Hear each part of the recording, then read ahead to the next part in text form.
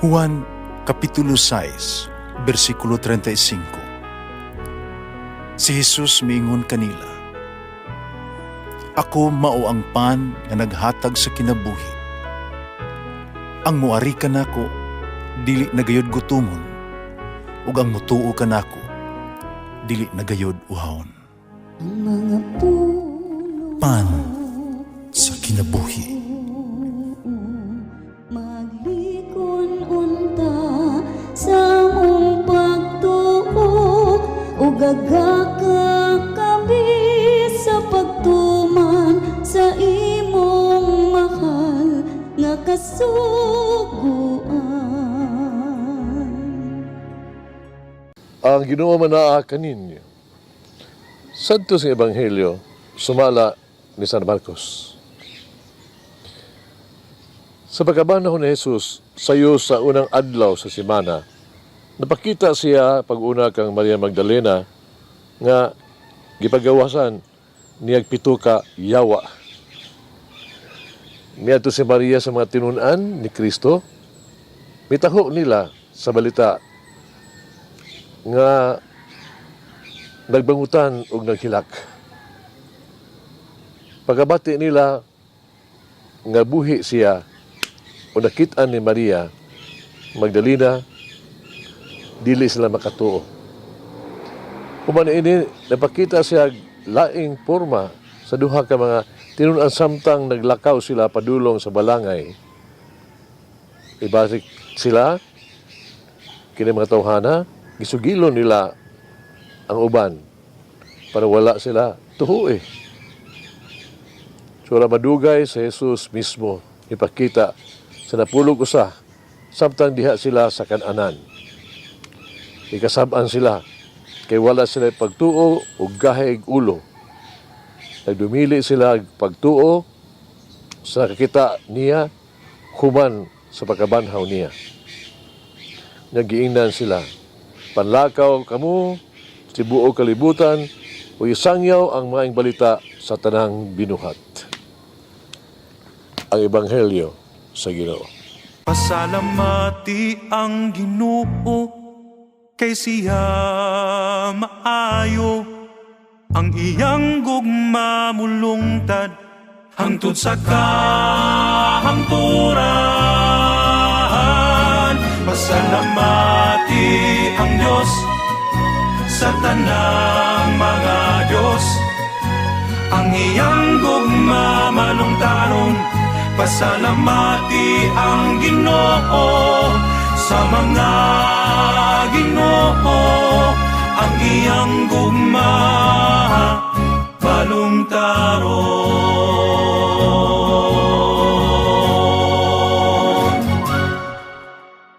Si Maria Magdalena mitaho nakita sa nabanhong nga Ginoo.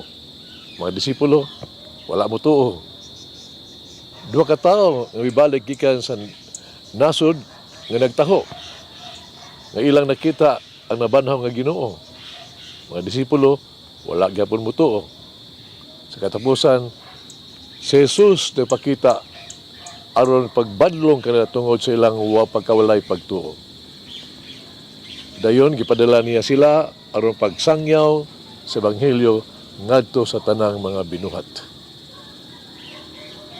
Believe and live. Unsa ang gikinahanglan aron ang usa ka tawo makatuo. Ang eksperto sa komunikasyon nagsulti ka nato kang mensahe dili kun unsa ang gisulti, kundi unsa ang nasabtan. Aron kun ang mensahe dili masabtan, adunay miscommunication. Kung ang mensahe dili madawat o masabtan, adunay pagkaguba sa komunikasyon. Kung mao kana, ang problema sa pagkawalay pagtuo sa mga disipulo, dili ang mensahe sa pagkabanhaw o bisan ang mensahero. Katumo ang ilahang dili matuhuon nga kasing-kasing. Aron pangutan-on karon, tungod karon atong kaugalingon, unsa may nakapugong nato sa pagtuo. Yun. Katuwang nagunahunaan ba nga daan ng mga ideya bahin sa Dios sukad pa sa pagkabata nga kita na hadlok sa Dios. Kawala ba'y paglaom nga dili kita makatuo nga adunay kapasayloan o kabaguan sa kinabuhi?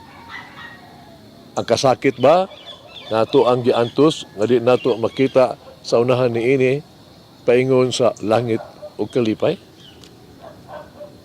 Ang nakadawat o nakasabot sa Ebanghelyo moadto og mosulti sa matag binuhat gyud, mo share. Magampo kita. Langit nun magagagahong amahan.